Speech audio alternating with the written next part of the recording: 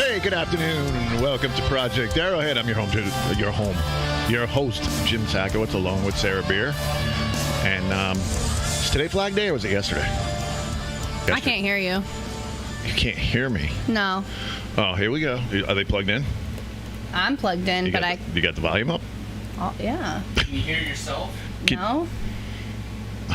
Can you hear me? I can hear you. I can hear you fine. Oh, let me play around with this thing. You keep talking. Well, let's get the engineer over here to fix it. No, I got it. Oh, there we go. I can engineer too, guys. So anyway, was today Flag Day or was it yesterday? I don't even know what that. Today's the 15th. Yesterday was Flag Day. So yeah. happy belated Flag Day. Monday? No, it's always the 14th. Oh. Hey, what are you doing? I'm engineering. You're static. We're going to have a good show today. I can tell already. We're going to talk about skinwalkers and the secret of Skinwalker Ranch. Can I tell you, skinwalkers just sounds bad. Like, it sounds like it's a derogatory word that you shouldn't say. Did you know that Stephen King made a movie called Skinwalkers? I did not know that. You didn't do your homework. See, No, we're going to talk about that too. We're going to talk about all that, but let's pay some bills first. Project Arrowhead is brought to you by the Lansdowne Pub, the #1 go-to spot at the Mohegan Sun Casino.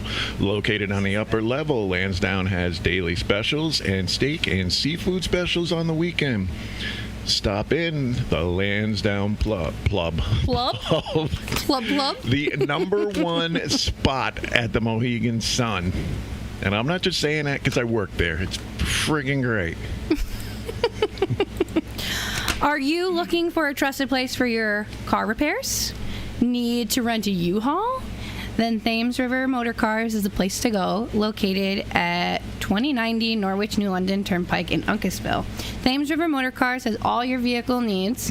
Their certified technicians and highly trained repair specialists provide the best service in Montville. Located half-mile from the Mohegan Sun Casino, Thames River Motor Cars is the best option around. Stop in and say hello to the folks at Thames River Motor Cars. I see I'm not the only one. Did I say something wrong? No, you almost. Almost, but I didn't. There's a new transportation service coming to New London County. Dunn's Non-Emergency Medical Transport Services, LLC. Founder and owner Christopher Dunn has over 32 years working as a healthcare provider in many varieties of medical facilities and has over 31 years in pre-hospital emergency medicine and still active as emergency medical technician. Mr. Dunn has united a group of experienced, hardworking, and responsible healthcare and EMS professionals to form Dunn's Non-Emergency Medical Transport Services. Let us be your transportation needs. That doesn't make any sense. Let us be your transportation needs? Yeah, whoever's rating this stuff up, we need new writers. They're choosing. Yeah. I think they combine two things there. Use us for your transportation. Whatever. Anyway. We didn't have a show last week. No, we didn't. I don't remember why. I just want to give, before we go into it, I want to give anyone that's graduating high school, college, congratulations to the class of 2021. Cheers. I hope that you are graduating in person, because I feel like a lot are back to in-person graduation, so I really wish the best for you, and I hope you succeed in your future. This dunk's for you. Well, mine's just ice, and excuse me for just chewing on ice because I'm so dehydrated. Told you to drink water. Well, oh no, I dropped a piece of ice. Yes, congratulations to the class of 2021. Oh my God. And from what I saw on the news today, everybody is graduating in person. Yay! So somewhat back to normal. Oh yeah. And back to work. Things are really starting to go back to normal there. The club is opening up Friday. Except I've been working at Vista, which is new. And it's an experience, let me tell you that. Not a bad experience. It's an experience. Dehydrated. Sorry. All right, you're going to make it? Yep. All right, so Skinwalkers. Now, we're going to talk about Skinwalkers, and we're going to talk about the secret of Skinwalkers Ranch. In my opinion, being a paranormal investigator, I'm thinking that they're two completely separate things. Really? Maybe. All right, well, first of all, we'll talk about skinwalkers. Okay. Please tell me what they actually are. In the Navajo culture, okay, that's where skinwalkers originated, from the Navajo culture. Mm-hmm. They are the Nahadushi is what they're called in Navajo language. Mm-hmm. And basically, it's a type of harmful witch which has the ability to turn into, possess, disguise themselves as an animal. Okay, this is not to be confused with healers, and we'll get into that in a second. Now, in the Navajo language, and a lot of these words, I don't speak Navajo, so I'm probably going to butcher some of them. The Nahadoshi translates to, by means of it, it goes on all fours. All right? So, while perhaps the most common variety seen in horror movies by non-Navajo people, it's one of several varieties of skinwalkers in the Navajo culture. Specifically, they are a type of anti-Hari. Hari? It's all one word. It's the anti-Hari. Yeah, it kind of sounds Japanese, but it's not. It does. It's Navajo. The legend of the skinwalkers is not well understood outside of Navajo culture, and they don't want to talk about it. They don't want people to know about the skinwalkers. If you ask somebody from the Navajo Nation to discuss it, they are very reluctant to discuss it with outsiders. Traditional Navajo people, they don't want to reveal skinwalker lore to non-Navajos or non-natives or people they don't trust. You take somebody like J.K. Rowling's. Okay. What happens when Rowling pulls this in is we as Native people are now opened up to a barrage of questionings about beliefs and traditions. But these aren't the things that need or should be discussed to or by outsiders. That may seem unfair, but that's how Native culture survives, if that makes sense. That makes sense? Yes. Okay. To me, I don't know. I just got into the YouTube thing, so people can chat with us in there. Chat, call, smoke signals. Yes, call too. By the way, if you do want to call, I'll put it in the chat, but it's 860-626-5193. So, the Naladushi are Navajo witches, including skinwalkers. They represent the antithesis of Navajo cultural values, while community healers and cultural workers known as medicine men, medicine women, or by other positive, nurturing terms in the local indigenous language, witches are always seen as evil, performing twisted ceremonies, manipulating magic, and a perversion of the good work, the good medicine people traditionally perform. So in order to practice their good works, traditional healers learn both the good and evil magic. Most can handle it responsibly, but some people can be corrupted and choose to become witches. Are you following me? Yeah, no, that makes sense. Okay. So, as with anything. now the legend Dun, dun, of dun. the Skinwalker. Almost sounds like Skywalker. Animals associated with witchcraft usually include tricksters such as coyotes. Oh. However, it could include other creatures, usually those associated with death or bad omens. They might also possess living animals or people and walk around in their bodies. Skinwalkers can be male or female. Thanks for clarifying. Okay. I would just think it would be. I would have thought that anyways. Skinwalker stories told among Navajo children may be complete life and death struggles that end in either Skinwalkers or Navajo killing the other, or partial encounter stories that end in a stalemate. Encounter stories may be composed of Navajo victory stories, with the Skinwalker approaching a Hogan and being scared away. Non-native interpretations, and this is where things kind of get, twisted or Yeah. put their own spin on. Non-native interpretations of Skinwalker stories typically take the form of partial encounter stories on the road, where the protagonist is temporarily vulnerable, but then escapes from the Skinwalker in a way not traditionally seen in Navajo stories. Sometimes Navajo children take a European folk stories and substitute Skinwalkers for generic killers like the Hook.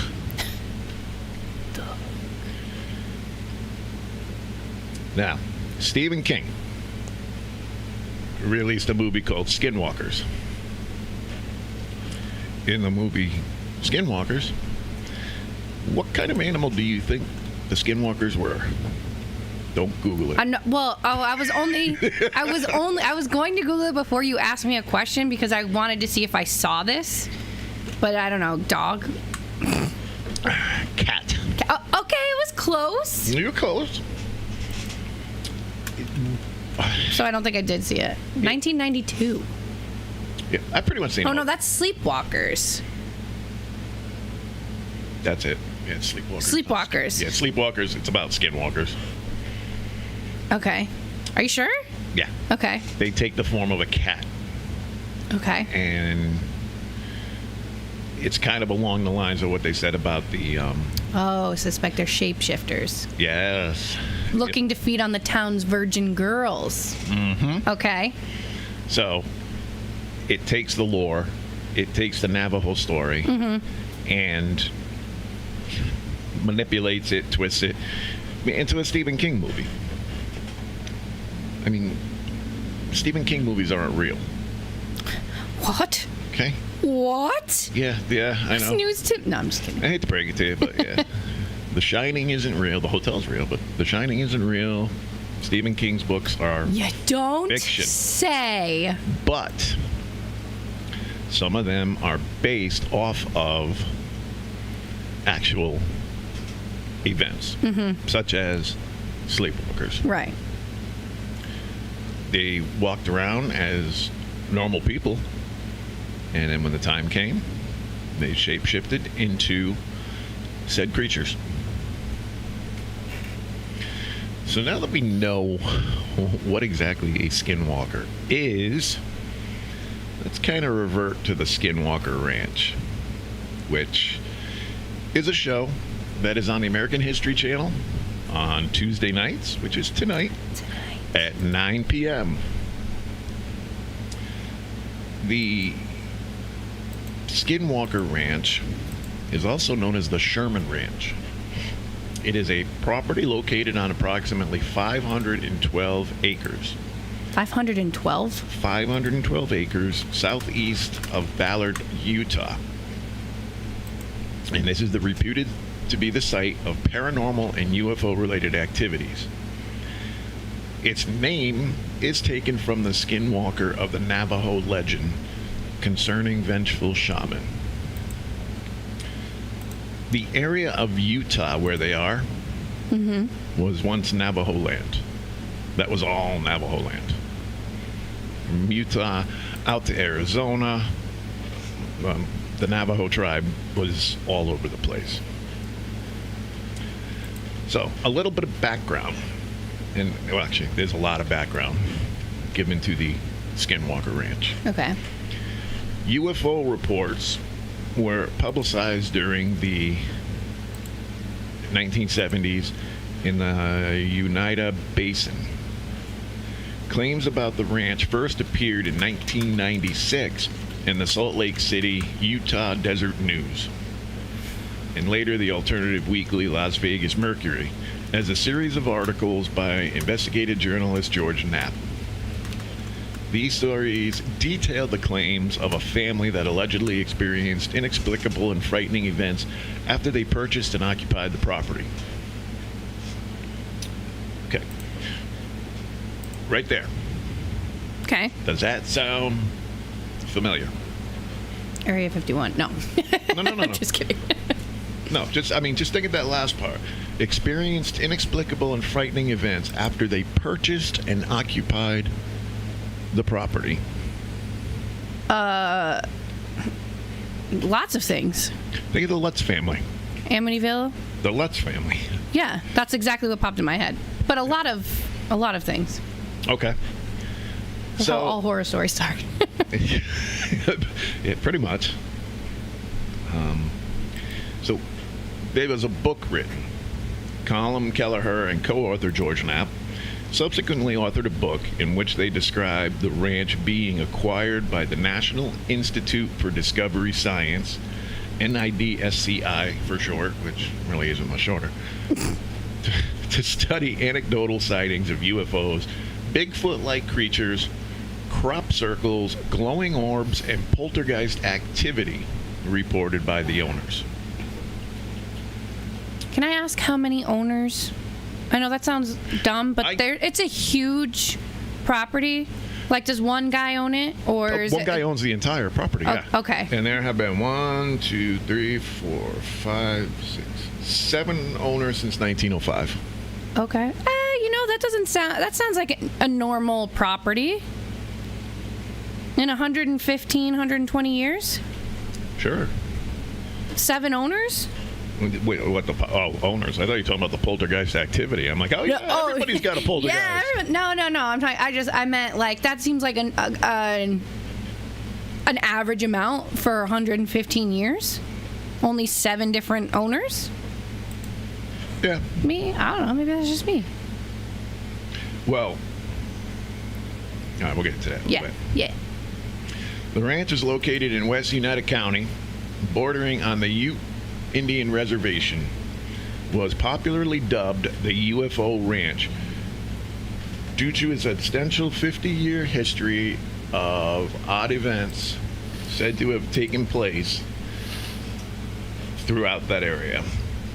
According to Kelleher and Knapp, they saw or investigated evidence of those 100 incidents that include vanishing and mutilated cattle, sightings of unidentified flying objects or orbs, large animals with piercing red eyes that they say were unscathed when struck by bullets, and invisible objects emitting destructive magnetic fields. Okay, how does that look? Like thunderbolts? What do you mean? Say that last thing again. Invisible objects emitting destructive magnetic fields. Yeah, how do they know that? Because what does it look like? Most spirits and poltergeist activity exhibit destructive magnetic fields. You don't see anything. It just is that like the cold, like the cold that you feel? Okay. It will suck the energy out of the room. It will make the equipment go haywire. Okay. Like, let's take Annabelle. Mm-hmm. Annabelle gave off a destructive magnetic field. Annabelle is actually a portal in which demons would exit. It was never the same demon in Annabelle at one time. Oh. Which is why Annabelle is now locked in an escape-proof, blessed once a month case at the Warrens Museum. Gotcha. So, they're having a tough time getting any of this on camera, which makes sense. Because with the destructive magnetic fields, it drains the batteries out of everything. Yeah. And it makes it really hard to get it on camera. Cattle mutilations have been part of the folklore surrounding the area for decades. When NIDSCI founder billionaire Robert Bigelow purchased the ranch for $200,000, this was reportedly the result of his having been convinced by stories of mutilations that included tales of strange lights and unusual impressions made in the grass and soil by the family of former ranch owner Terry Sherman. In 1996, skeptic James Randi, I think that's Randy. Chef Randy? No, I'm just kidding. That's Chef Randy. I think Chef Randy. I tell you, Chef Randy's back. Man, that's Yeah, I heard that. He awarded Bigelow a Pegasus, not Pegasus, Pegasus. Pegasus, okay. Pigasus, Pegasus Award for funding the purchase of the ranch and for supporting John Mack's and Bud Hopkins' investigations. So there's a lot of money being put into this.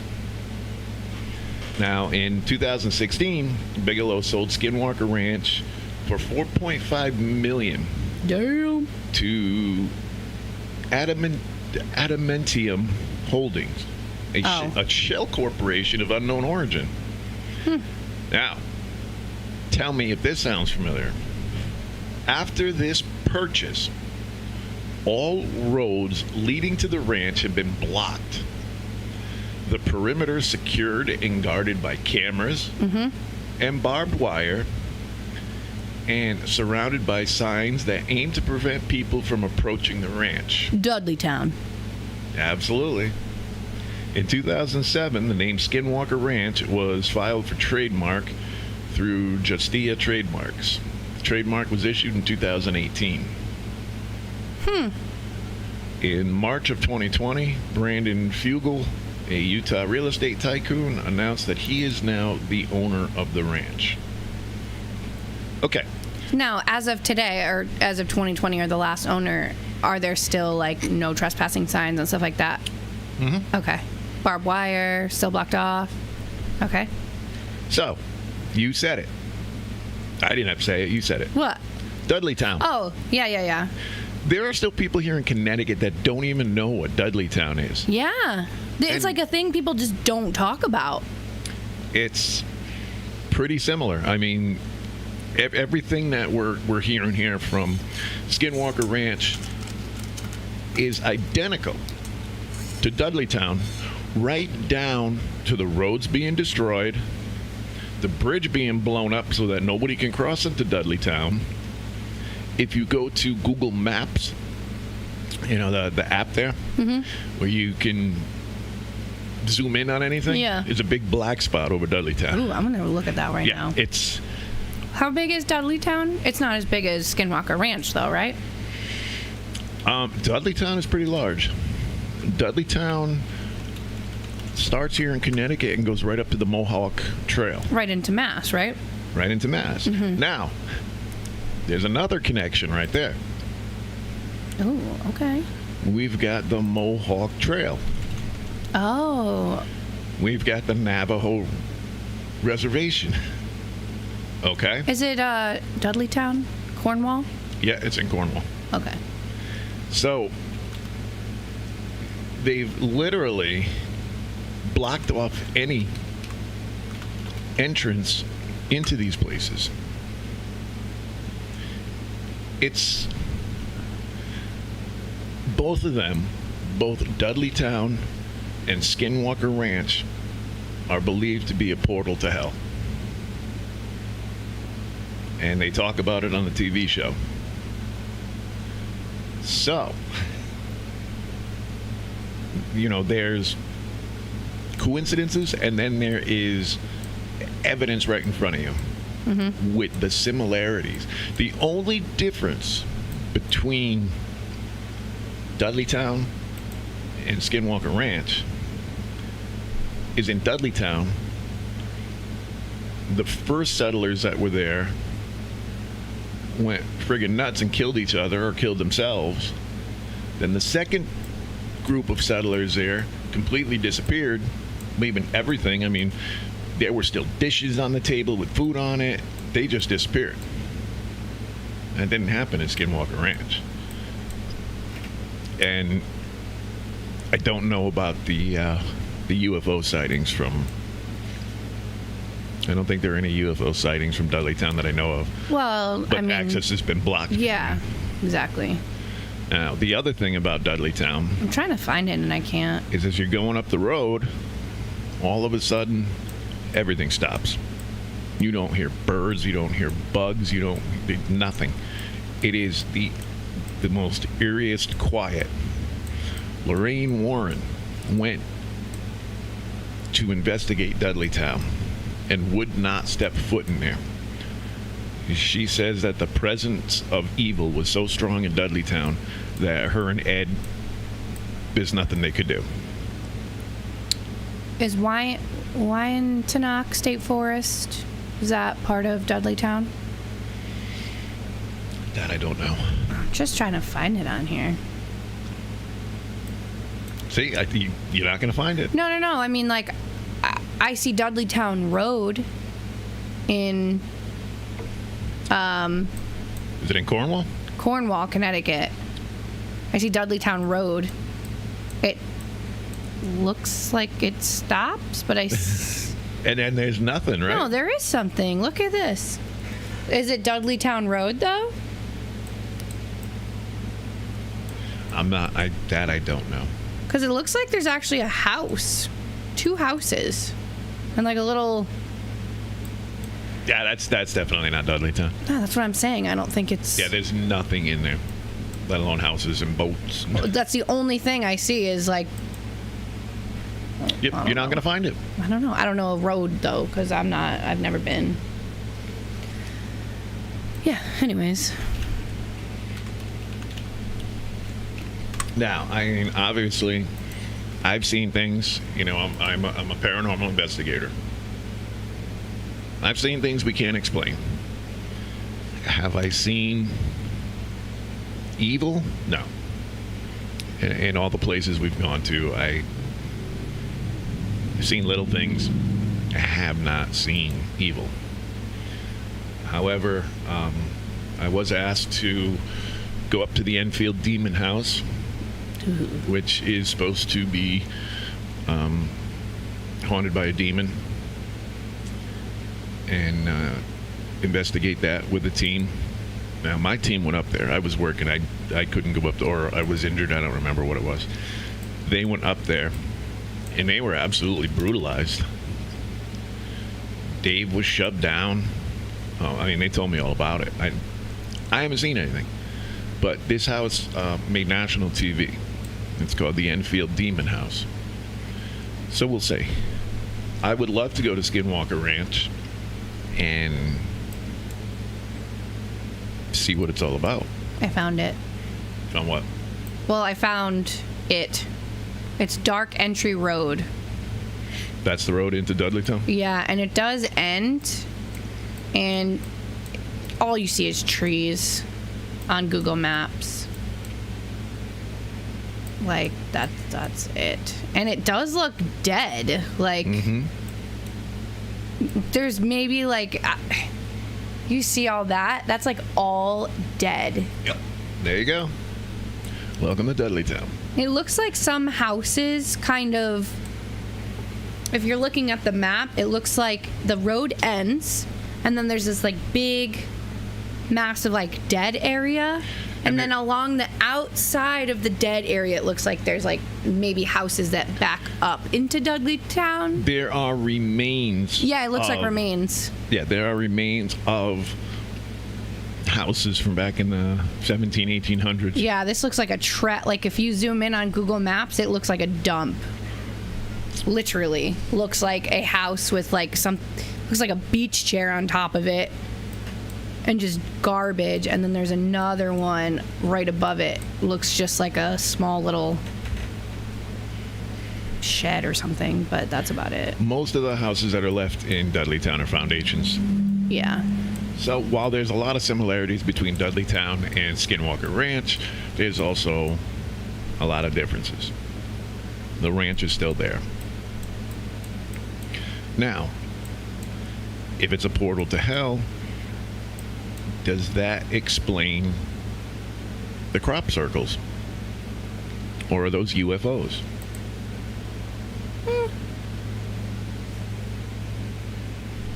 I don't know. I would think UFOs. I always associate those. Don't mind me eating ice, guys. And maybe it's not. Maybe it's not a portal to hell. Maybe that's where the aliens are. Well, that's where this show kind of seems like so much different things are going on. And I don't think, like you said, that there's been like UFO or even crop circles or anything in Dudleytown. No. Not that we know of, since nobody can go in there. Can planes fly over Dudleytown? Sure they can. Keith, I think you have a project. Yeah, Keith's been flying lately. we'll send Keith flying over Dudleytown. Take some drone footage of Dudleytown. He'll disappear and end up back in the 1700s. Well, if he disappears, we know what happened. Connecticut's Bermuda Triangle. Wow. I don't know. I think one of these days I might take a trip up there. The balls I don't have. I won't go there. As you know, I am writing a movie about Dudleytown. And I'm pumped about it. It is fiction. It's based on a real story. Like Stephen King based it on a true story. It is based on a true story about Dudleytown. Right. So, what a better way to write a book than to actually go to Dudleytown and check it out. But, like, if the Warrens were like, I ain't stepping foot over here, that's my sign. No thanks. Yeah, Jason McLeod told me I would be absolutely insane to go up there. Yeah. If he says that, the Warrens, no way. Now, for those of you guys that don't know who Jason McLean is, Jason's a friend of mine who investigated with the Warrens. He investigated some of the biggest poltergeist activity here in the state of Connecticut. He was on if you saw the movie The Haunting in Connecticut, he was on that one. And he also wrote a book about one of his famous cases that he did here in Connecticut. And actually 2 books. 2 books. Yep. He wrote the book and then the follow-up book. I blew through those books. They were amazing. So did I. And if Jason's saying we ain't going, we're not going. He trusts Lorraine, or trusted Lorraine with everything he had. And he said that Lorraine said there's no way she's going in there because the evil's too strong for her and Ed. I don't even know them to trust them. I just trust them with their line of work. If they say no, I'm listening. And another thing I want to point out about Ed and Lorraine. The movies, Annabelle, The Conjuring. Which a new one just came out. Yeah, yeah. I haven't seen it yet. I will. They are all based on true stories, but most of the movies are fiction. They're box office type things. Of course. The story of Annabelle, I watched it with Buckaroo the other day, and it was a nurse that got Annabelle for her daughter, and that's where the whole Annabelle thing came in. Annabelle wasn't given as a gift. Annabelle wasn't.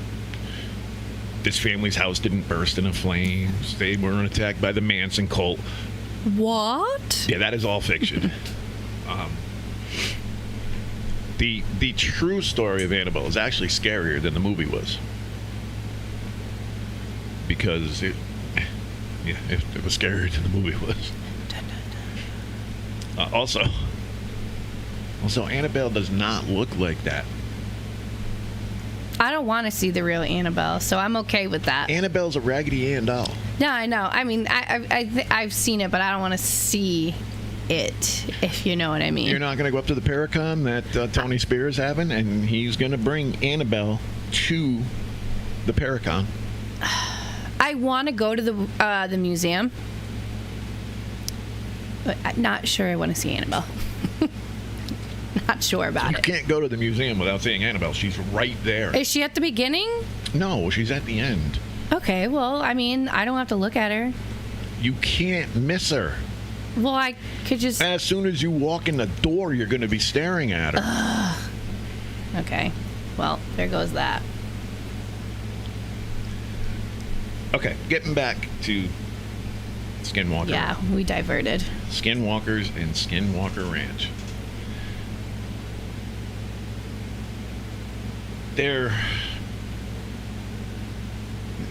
said they've seen Bigfoot type creatures. Another thing.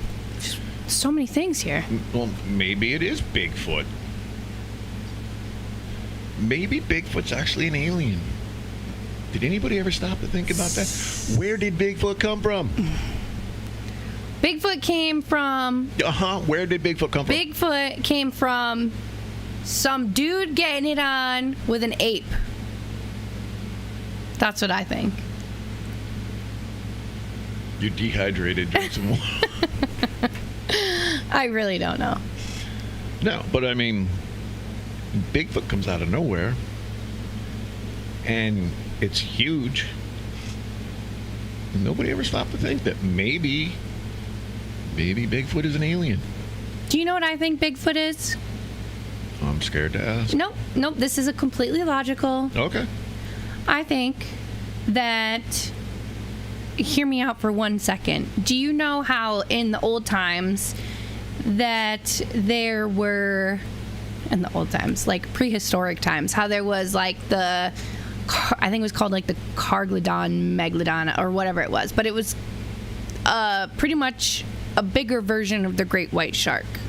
Megalodon, yeah. Yep. So people don't know if they're like fully extinct. Like they think that they're extinct, and they think that they see the Megalodon sometimes. And maybe there's like one or two that still exist. Like maybe it wasn't completely wiped out. That's what I think Bigfoot is. Like something that was like maybe not prehistoric, but something that like exists that we see it so rarely that we just don't. Like it just could be like a new species of something. Like a caveman.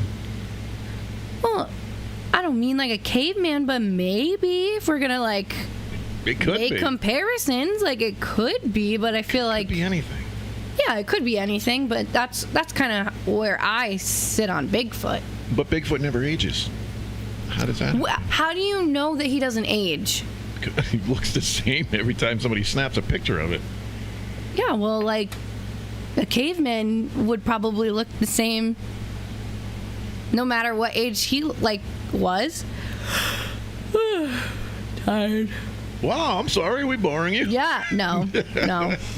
Sorry, guys, I just ran here from work. There's a lot of Native American stuff that I need to look into. Relating to Bigfoot? No. Oh. I was like, what? Another connection? Everything to do with Skinwalkers and Dudleytown and Skinwalker Ranch, the Ute Indian tribe, the Navajo Indian tribe, and Indians. Hatchet, are you on here? If Hatchet's on here, maybe he can throw a little info our way. Hatchet was the firekeeper for the Mohegan tribe. Now, if they do say that there's like portals and stuff, Yep. that would make sense for like all the random different things happening. If you like, because it's not just one thing. It's not just UFOs. There's like, okay, we got Bigfoot, we got UFOs, we got crop circles, we got, what was the other thing you said? Demons, like Crop circle, glowing orbs, glowing orbs. Activity. Yeah, poltergeist. Like it's like one after the other after the other. I feel like if there's a portal, that's the explanation. Okay. Well, I was watching a show the other day. Skinwalker Ranch? No. it was a science show, and they were talking about how there's another dimension of ourselves. Mm-hmm. And who knows if that dimension is a better version of ourselves or a worse version of ourselves. Or the opposite? Mm-hmm. And they actually referred to a Star Trek episode where the two dimensions actually got crossed up. So the evil versions of them ended up in this time, and the good versions ended up in that time. I don't know how they would determine that. I don't know. I think science and scientists, I think they all know a lot more than what they tell us and what they let on to be. I agree, but I also think that nothing like this exists because if it did, there'd be more talk about it. Like, there's got to be, like, one rogue scientist or, like, one... Like, I think about, like, Area 52 or Area 51. Is there a new area? Yeah, there's a new one. Area 51. I was thinking of a deck of cards. Area 51. They... Like, I would think, like, I know they're, like, sworn to secrecy, but either they're murdered after working there, so they are silenced. There's gotta be one rogue person out there that just leaks everything. I find it hard to believe that if there was anything going on, you know, crazy, that there wouldn't be someone leaking that. Well, I mean, one of our former presidents, I can't remember who it was, admitted that they had a UFO and aliens inside of Area 51. I want to say it was Clinton. Oh, I thought it was Or Obama. Kennedy? Oh, No, you're talking no. recent? It was recent. I don't think it was Obama. I think it was Clinton. Hell, they're never going to tell Biden that stuff because he go out and blab it. Okay, if they were going to tell... if anyone was going to blab, it would be Trump. I'm surprised, like... Yeah, I'm surprised. That's again how I think that this does, like, But nothing... he could at least keep a secret. Biden, he doesn't know which day of the week it is. He go out there and just be like, oh, they were talking about the UFOs at Area 51. Yeah. I don't know. I want to find it. There was, I can't remember which president it was that admitted it. Everything's declassified now, for the most part. Mm-hmm. So there's got to be more information about Skinwalker Ranch, the paranormal activity in Skinwalker Ranch. And I'll tell you what, if anybody from Skinwalker Ranch is listening, keep Zach Baggins the hell away from you. You don't want that twit coming out there. Please, God. He could find paranormal activity in a church. In case you can't figure it out, I can't stand Zach Baggins. Yep, definitely I do picking not, up what you're throwing down there. I do not like that man at all. He's so phony, it's not even funny. And he wanted the head of Charlie Manson for his museum. Get the hell out of here. So, the magnetic fields, the animals with the piercing red eyes unscathed by bullets. Sounds like a werewolf. Could be. Never know. It's Skinwalker Ranch. Maybe the Skinwalker's actually a werewolf. That would make sense if they're shapeshifters, right? If they're shapeshifters, it could be anything. I'm gonna have to call Sam and Dean and find out. They might know what's going on over in Utah. Oh my gosh. You know what? I can't call Sam and Dean. Sam and Dean died. Wait, is that a spoiler? No, that's a spoiler. Aww. Well, the final season's been out for how long now? And I didn't even... I watched the first season. I didn't finish yet. All right. Yep. Well, I deserve that. Get on the program. So, again, my opinion is, yes, something's going on at Skinwalker Ranch. Seems like it. Could it be paranormal? Only? Sure. Could it be UFO? Possibly. Could the UFO be causing electromagnetic fluctuations? Absolutely. I got another question for you. Okay, I got an answer for you. Do you? I don't know. So you mentioned that the people that own Skinwalker Ranch, Yep. it has changed since 2018 and then again in 2020? 2016 and then again in 2020. Oh, okay. So I thought I heard you say something in 2018. So then maybe my question doesn't really count. But I don't know how long the show has been on for, so has it switched ownerships during the show, or is the show in its current owner? The show is in its current. Okay. That would have been interesting to hear. And I have only seen one episode of the show, and so I probably will be asking a stupid question, but have they on the show, or has the current owner had any conversations with prior owners about things that they've experienced on their own? Yes. Okay, that would be interesting. In season 2, they have the UFO sighting. Okay. Which is, I know nobody can see it, but that's what we're watching right now. And are the UFO sighting, are they interviewing someone who said that they witnessed it? Is this someone who was on the property and witnessed it? They saw it themselves. Oh, okay. Mm-hmm. Okay. So the show itself recorded it. Yep. Interesting. So I'm trying to find out when the first episode. Well, okay, this one looks pretty good. My mom and my stepdad watch this every Tuesday night.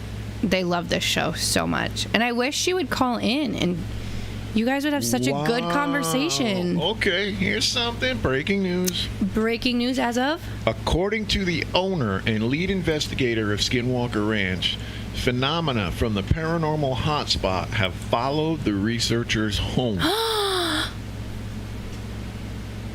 Ooh. That's why I don't go to places like Dudleytown. Mm-hmm. So. Now that picture of that guy, I've seen him on the show. That's Fugel. Is he the owner of the property? Yeah. Yeah. Oh, wait, he's okay. the guy that owns it. So the guy that owns the property, he's the one who made this show to do this. Mm-hmm. He's not just there for the owner. He is the owner. Yes. Okay. Gotcha. Making sense now. Okay. I disclosed to them that I was approaching the topic of a healthy skeptic and that I had never seen a UFO, ghost, or anything of the sort. And that I believed that there was most likely a natural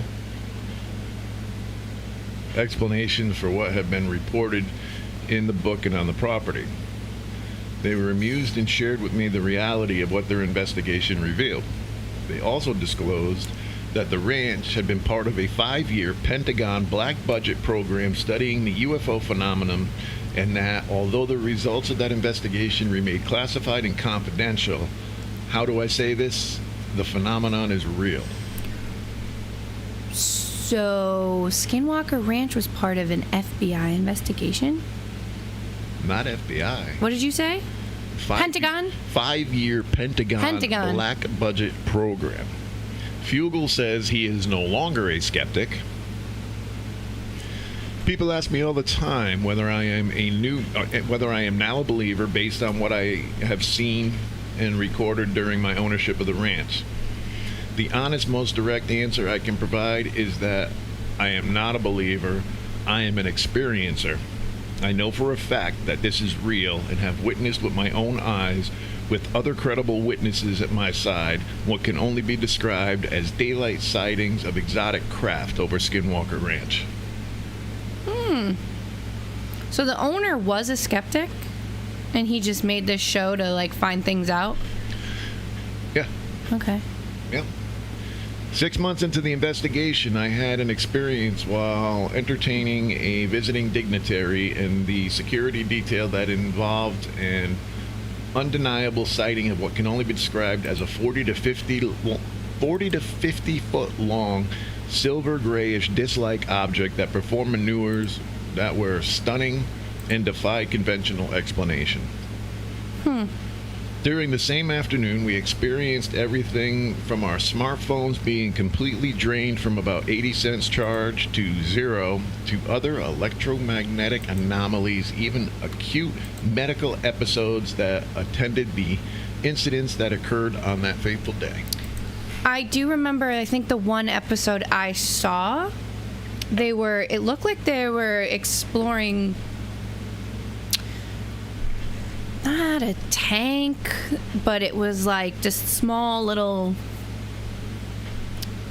I don't know, tank's not the right word, but like something in the ground. Maybe it was like radioactive or something, where didn't the guy get like radioactive burns from it? I don't remember. It was like kind of like a cellar. It was like a thing you move, and there was like a thing into the ground. You don't know what I'm talking about? No. Well, guess who doesn't watch the show? I most certainly do. I'm just kidding. I could be making this up. Anyone who watches The Secrets of Skinwalker Ranch or has read the book Hunt for the Skinwalker, Science Confronts the Unexplained at a Remote Ranch in Utah will know that many of those who investigate the ranch have had personal experiences with the unknown. I have been covering the ranch for over a decade, and at an event with investigators and their spouses, I had discovered that the phenomenon often follows them home, so much that they now refer to this as the hitchhiker's phenomenon. We don't like to talk about the hitchhiker too much because everybody's afraid it's going to trigger it or something. Lead investigator Dr. Travis Taylor told reporters in recent live stream interview. I have several colleagues that were putting instruments out to measure things at their house as well as at the ranch, and were measuring simultaneous events occurring at both places that could be as far as 1,000 miles apart. It just happened to me, said Taylor. My brand new car, so it just shuts off suddenly. All the lights start blinking on and off and crazy, which we've seen happen at the ranch. And something was going on the same time at the ranch. I had an event, actually, that'll be in this season. I won't talk about it because I don't want to spoil it. All right, so Did it just begin again, or are we towards the end of this season? Or middle? no, I think we're towards the beginning part of the season. Okay. Well, I don't watch it, so I don't know. So it's funny because a lot of stuff that they talk about is actual. It can happen. What do you mean? You always have the possibility of bringing something home to you when you go on a Oh, yes, absolutely. when you go on a paranormal investigation. Mm-hmm. We all take precautions so that we don't get followed home. Like when we do an investigation, I bring the sage and the feather, and we smudge, and we ask the Creator to take care of us and look out for us, and we do it that way so that we're protected both during and after the investigation. We take other with Snow, she takes all different kinds of precautions with the crystals and everything, and we're never too careful, or you can never be too careful. Right. So nothing's ever followed any of us home as far as I know, but it can happen. That's what I fear. Something coming home. Yep. I remember the first time that we did the paranormal investigation at the Leffingwell house with you guys. Okay, well, before you go there. Go ahead. Now, if there's any skeptics that are out here listening right now or watching or what have you, we had a public investigation at the Leffingwell house where we let people come in and they get to be the investigators for the night. Obviously, we're with them so that nothing's going to happen, so on and so forth. So Sarah was one of the people that came in. Mm-hmm. She came in with her family that night. So go ahead and tell of your experience that night. Well, I will tell you, I had a lot of anxiety going into it. And this is where the thought... So we had gone out to dinner before the investigation, and I would not drink alcohol because I was so scared that, like, drinking alcohol would, like, lower some sort of shield in myself that would, like, make me more susceptible to, like, having a spirit latch onto me or something. Yep. Which I've never encountered a spirit that I know of. Well, maybe I have, but I was, like, not giving myself... I told my mom, I was like, don't drink. We're not drinking. Do not have a drink. Even though, like, we would only have one drink, I was like, no drinks. And I know that sounds crazy, but I was super paranoid because I've never done anything like this. So, and we've talked about this before, but I totally was a skeptic. Not a skeptic. I was always of the opinion that I would believe it when I see it. Not that it didn't exist, but I didn't have the right experience to be like, aha, that is it. So we split up into two groups. I was in... Jim, was I in your group for this? I believe I was. Yep. So we had gone upstairs first, and it's funny, I was just talking to my mom about this the other day. We were in the bedroom. Like, they have this old... The Leffingwell house is... When was it built? 1700s. 1700s, right. So it's like this old like very, very old house. House and tavern. The Leffingwells assisted in the Civil War, along with the Mohegan tribe. General Washington was there. Samuel Adams. Lots of history there. All of them. Sons of Liberty. You name it, they were there. Benedict Arnold actually lived a few houses down. He was in there all the time, and that's a whole nother story. So we went upstairs, and a lot of children, I believe, had died of tuberculosis or consumption, whatever you want to call it. One. I thought it was a lot of people that had it, though. A lot of people may have it, but only one died there. So this one had died of consumption, and they were communicating with us. Was that Hannah? It was Hannah. Hannah and another spirit were communicating with us upstairs, and they were communicating with us through a flashlight. Baja. Yes. Benaja. Yes. And you would ask yes or no questions, and they would flicker on the flashlight like once or twice, or not at all. Now, to me, I was like, okay, cool. But I was like, yeah, I feel like you could ask anything and the light will kind of do what it does. Like, let's say, like, I'm not saying you guys screwed it loose or anything, but that's all I'm saying. It's like in a skeptic's mind. And then we were communicating on a spirit box, which we had in both rooms. Yep.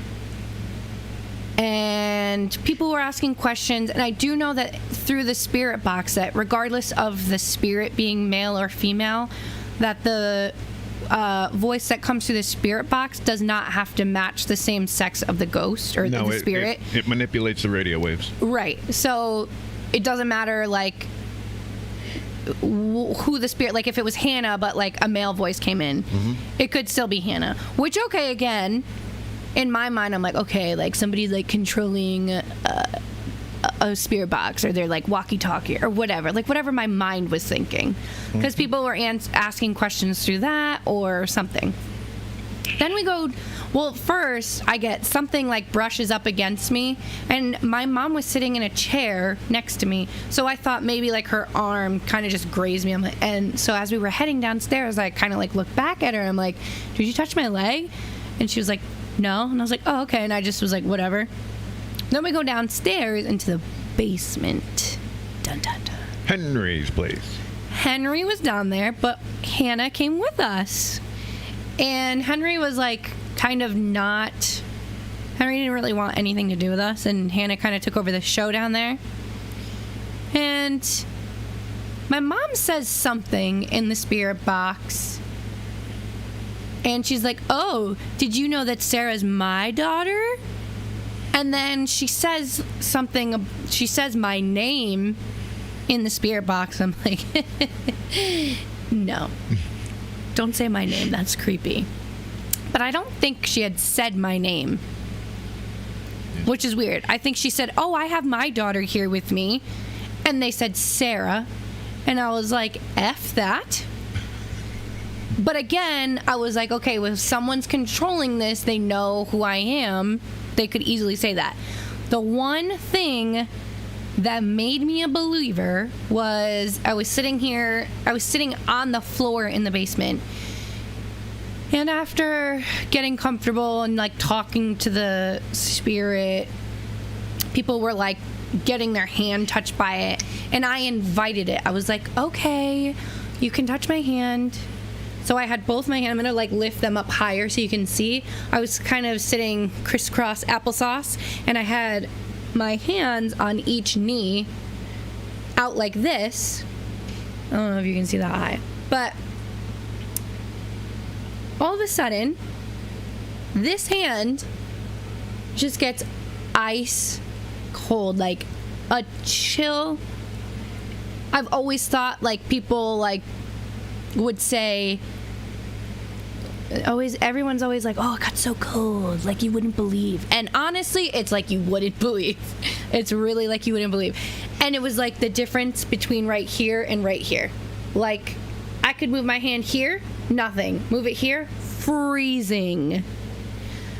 And there was nothing, there was no, there. How do you maneuver that? Like in my mind, I'm like, okay, there's no fan, there's no draft, there's no way you can manipulate that. And I asked her to touch my hand, and she just grazed my hand. Now, that is when I became. That was my have to see it to believe it. Did I see it? No. Did I feel it? Yes. And that was my moment. And it wasn't only you; it was a couple people that were in your group. Oh yeah, she took someone's. She did pulled this. The hair. Yep. And yeah, we got that all on camera. Some with the hair getting. That was the most I've ever seen anybody communicate with Hannah. I don't know what it was about you guys, but she liked you guys, and she was having a blast with you guys. The temperatures were going up and down in the room. It was just insane. Yeah, it was a lot of fun. But I was very worried about bringing something home. That was very much on my mind. And I told you, but afterwards, and then I had told you, I was like, is it possible I brought something home? But I had this heart-shaped box in my room. And I come home, and let's say when you walk into my room, it was sitting on like 2 tacks. So like it was resting on like the top parts of the heart, I guess. I don't know. It was resting on the pins over there. So I come home, and the heart is on top of the stairs. Like I walk up to the top of the stairs, my room's to the left, and the heart box is on the floor on top of the stairs. Now it's a heart. Even if it fell off, it didn't roll because it couldn't. It's a heart shape. Like even if it fell who perfectly. Gave you that? Who gave that to you? The heart box? It was a Valentine's Day chocolate thing that my brother's girlfriend had gotten for me, and I thought it said like keep calm and stay calm and be cute or something like that. I thought it was cute, and so I just hung it on my wall. It was just the cover of it, and it was on it was a couple days later, and I'm like, Mom, I called her up. I didn't even touch it. I was like, look where this box is, look where it was. Like it would have had to come out and out, but no way. And it was laying flat. There's no way it could have rolled because it's a heart shape. It would have fallen and then plopped. You know what I mean? Honestly, it could have been a loved one just sending you a message. It could have been. Mm-hmm. But it was just like a day or two after we had gone to the Leffingwell house, and so I was paranoid. Well, when I was young, I used to see things all the time, and it used to scare the hell out of me. I never thought much of it. When I was 16, my grandmother was killed in an accident, and I was closer to my grandmother than I was to my parents. Well, my cousin was 1 year old at the time, and they were in a motorhome. My aunt, my cousin, my grandmother, and step-grandfather. And the motorhome crashed. She was killed instantly. My cousin was hurt pretty bad. He was in a body cast that started like just below the nipples, went all the way down both legs. Jeez. With a bar in the middle so you couldn't move the legs. He had broken, I don't know if it was both femurs or one femur, but it was pretty rough. So we got them back up from Maryland where the accident was. We put him in the room, and he was just in excruciating pain. And we're standing there, and he loved Mickey Mouse. Oh. All of a sudden, this Mickey Mouse balloon came from my aunt's room, which was all the way down the hallway. It was a pretty long hallway. It came all the way down the hallway. Now, there's no breeze. Came into the room and literally stopped right above the bed. And he stopped crying and was like staring at the balloon. And we were all just sitting there with our jaws dropped. It was like, So later that night, we were all downstairs, and we heard somebody walking around upstairs. So I looked at my uncle, and I'm looking, pretty much see everybody there. I'm like, who's upstairs? He said, nobody's upstairs. I'm like, hear that? Somebody's upstairs. He looked at me, and I looked at him. We both went upstairs. There was nobody upstairs. Yikes. So that right there is when I became a believer. And then I saw her face. Literally, not literally. It's funny. It's funny you sing that song because I watched the documentary the other day. Mm-hmm. And it was actually amazing. I never knew that the Monkees weren't actually a group. That the movie company put them together, and they turned into a group. Oh, They casted all these people and got them together, and I was like, wow. I think I actually did know that. I didn't know that. I was amazed. So you got a beer run? Yeah, and it's like two mini ones in one, because they kind of relate. 2 beer runs. Yeah, you know what? It makes up for last week and this week. All right, do I have to do it? Yeah. I gotta do it. You mentioned it. You gotta sing it. You gotta sing me in. All right, ladies and gentlemen, it's time for the beer run. BEERRUN, beer run. BEERRUN, beer run. All you need is a 10 and a fiber, car and a key and a sober driver. BEERRUN, beer run. All right, Go. that was not harmonized. But anyways, all right, they both have to do with fast food. All right. I went to Niantic Dunkin' Donuts the other day, and everybody knows that my drink order is a iced coffee with milk and caramel swirl. So I go to Dunkin' Donuts, and I say, I would like a medium iced coffee with milk and caramel swirl. Do you know what they respond with? I'm sorry, we're out of milk and we're also out of caramel swirl. And I said, oh, I could understand the caramel swirl, but milk? It's caramel. Caramel, whatever. I don't even know I'm mad. I don't even know what I'm saying. I said caramel swirl. So I kind of was shocked.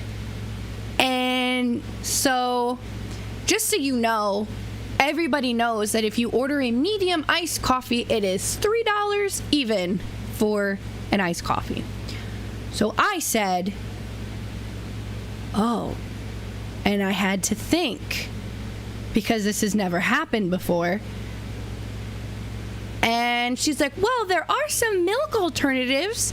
We have oat milk, we have cream, we have Coconut milk. Whatever they said. And I said, almond milk? Oh, that's it. Almond milk. And, well, they probably do have coconut milk. And I was like, and mocha? Because I was so thrown off. And they're like, okay, great. That'll be $3.32. Okay. Why does your inconvenience have to make me pay more? You were out of my milk. First of all, you are a coffee shop. Do better. Second of all, you gave me the alternative. You didn't tell me it was going to cost me more. 32 cents? Am I mad at it? It's 32 cents. You threw me off. But how do I know you were really out of milk? How do I know you don't do this and scam people so that you get more money? So, do better. Second of all,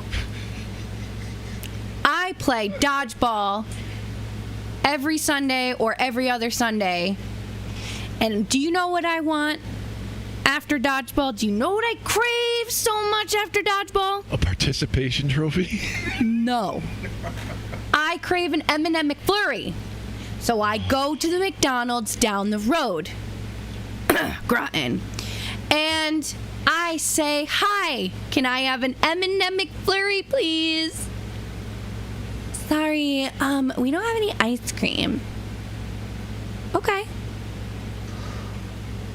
So I leave and I go to the Niantic one. Sure enough, I get my M&M McFlurry.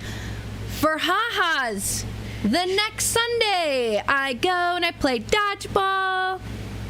And I crave an M&M McFlurry and I say, ha! What are the chances they're out of ice cream 2 Sundays in a row? I say, hi, can I have an M&M McFlurry? And they said, oh, I'm sorry, we don't have any ice cream at the moment. And I said, oh, weird, you didn't have it last Sunday either. Do you guys not serve ice cream anymore? And she said, no. I said, oh. And I got my M&M McFlurry at the Niantic location. Groton McDonald's, do better. Stop shutting your machine down or whatever it is that you do that you don't want to give me an M&M McFlurry at 9 o'clock at night. I don't like it. It's not even 9 o'clock at night. It's like 8:30. It's between 8:30 and 9 o'clock every Sunday night. I don't get my M&M McFlurry, and I think that you should do better. That is all. That's my beer run. Thank you.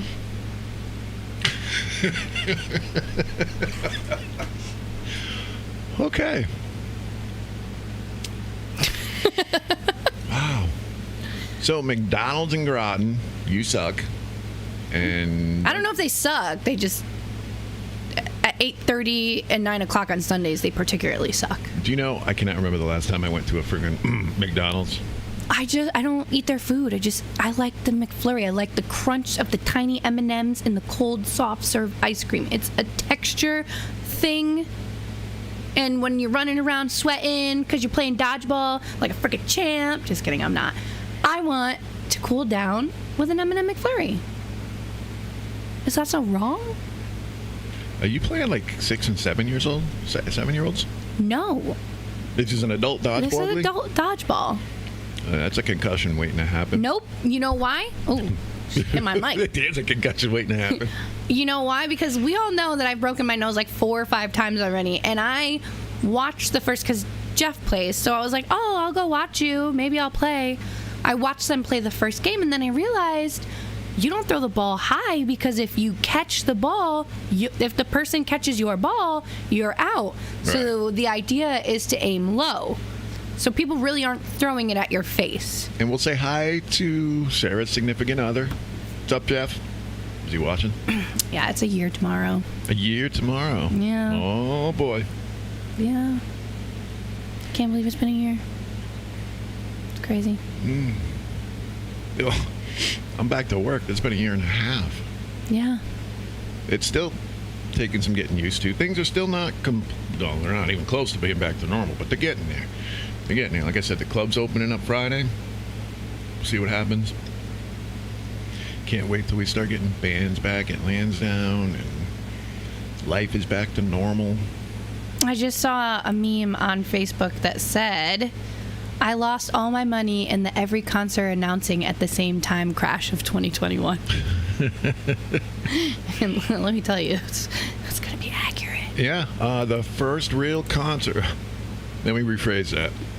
The first concert is coming back this Friday at the Mohegan Sun. Ooh, who is it? Who gets the honor? Justin Bieber. Stop. Is it really? Yeah. Yeah. Wow. Well, can't say So that the casino will be dead. I mean, Yeah, right? or you have a bunch of 12 and 13-year-old running around. Yeah.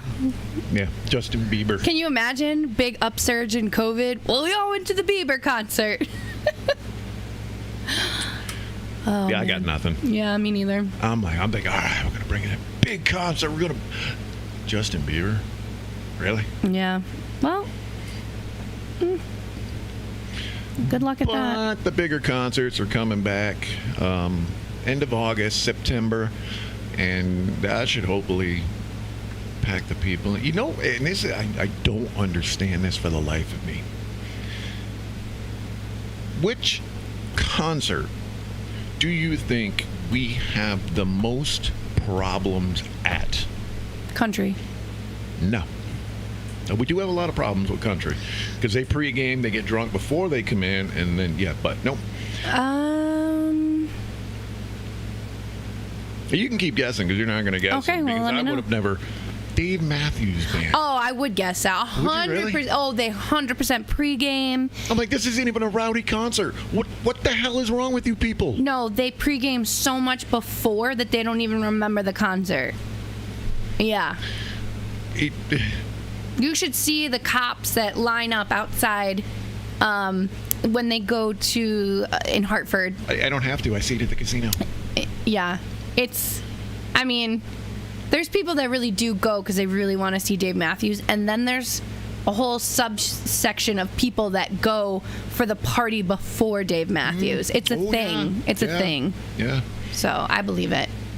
And then I didn't even know they went to the casino. I thought because Yeah. they go to Hartford almost every year, so I didn't even think they would stop at they're at the coming casino. in, I think, October. I think it's October. Yep. The worst guy. We had Fish there, like That's another one. 2 years ago. Oh my God! I wanted to run out to the everything under the sun, the little store there, and buy up all the deodorant they had and bring it up and pass it out as they were coming in. These were the most hideous smelling people I have. Oh my! Shower. Do you need It your was- own beer run? This is beyond a beer run. And then I find out, oh, these people follow them around the country. They don't believe in showering. I'm like, then get the hell out of the casino. I asked the manager, I'm like, can I stop somebody coming in for a stink? He laughed at me. He goes, no. I'm like, good, then you stand up here and smell them. Good. Switch spots. Oh, it was horrible. I'm sorry. It was a rant. You are entitled to that. I hope they never come back. I really do. Really hope they never come back. 2 days. 2 days worth of fish. Smelly fish. So you have I was going there. dead. Oh. Dead smelly fish that washed up on the beach a month ago. That's what Lily's breath smells like. Love you, Lily. Who's Lily? My dog. Oh. I'm like, I always tell her I'm like, that- is she going to be calling a show? Are we going to get hate mail? Who's No, Lily? yeah. That's the hate mail with the little one paw. Yeah, there was some other good concerts that were coming. I can't remember who they were.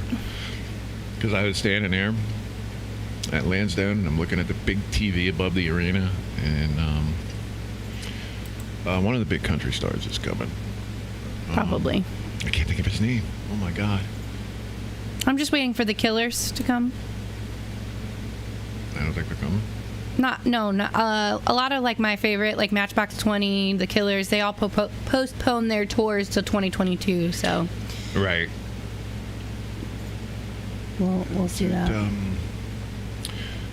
Oh my God. It's one of the top country stars. They're coming. Lady Antebellum. No. Well, they're not Lady Antebellum anymore. What are they? Lady A now, or Lady A, yeah, because Antebellum is racist.